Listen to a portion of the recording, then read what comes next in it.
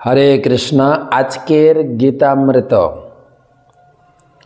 अमज्ञानतिमिरन्धस्य ज्ञानाञ्जनशलाकया चक्षुरुन्मीलितं येन तस्मै श्रीगुरवे नमः।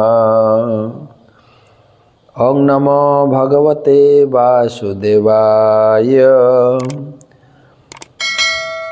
श्रीमद्भगवद गीता प्रथम अध्याय तृतीय श्लोक। पश्यैतां पाण्डुपुत्राणाम् आचार्यमहतीं च मुं बुढं द्रुपदपुत्रेण तव शिष्येन धीमता।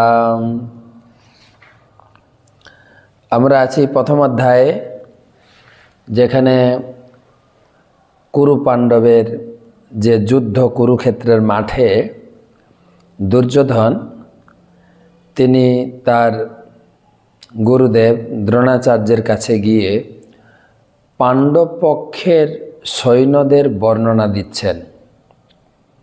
বলছেন, হে আচার্য, পাণ্ডবদের মহান সৈন্যবল দর্শন করুন, যা আপনার অত্যন্ত বুদ্ধিমান শিষ্য দ্রুপদের পুত্র অত্যন্ত দক্ষতার সঙ্গে ব্যূহের আকারে রচনা করেছেন। তো আমি আগে বলেছি যে যুদ্ধক্ষেত্রে দুর্যোধন তিনি পাণ্ডব পক্ষের সৈন্যের তুলনা করছেন। এটা স্বাভাবিক। কোথাও আপনি যুদ্ধে বা লড়াই করতে গেলে ধরুন কোর্টে কেস করতে যাবেন, যার বিরুদ্ধে কেস করতে যাচ্ছেন তার কতটা শক্তি আপনাকে যাচাই করতে হবে।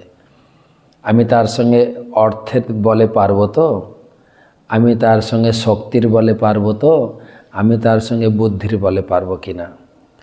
তো এখানে দেখছেন মহতিম চমুম, পাণ্ডব পক্ষের সৈন্যদল খুব বেশি, যদিও সংখ্যা হিসাবে তারা কম, কিন্তু সামরিক শক্তি হিসাবে তাদের বেশি। কেন না, দ্রোণাচার্যকে দুর্যোধন বোঝাতে চাইছেন যে এই দ্রুপদ পুত্র ধৃষ্টদ্যুম্ন সে আপনাকে মারার জন্যই, তার হাতে আপনার মৃত্যু হবে জেনেও তাকে আমি যুদ্ধবিদ্যা শিখিয়েছেন, সে আপনার আজকে বিপক্ষে দাঁড়িয়েছেন, তার প্রতি আপনি কোনো প্রকার কোমলতা প্রদর্শন না করে আপনি কিন্তু সঠিকভাবে যুদ্ধের জন্য প্রস্তুতি থাকবেন।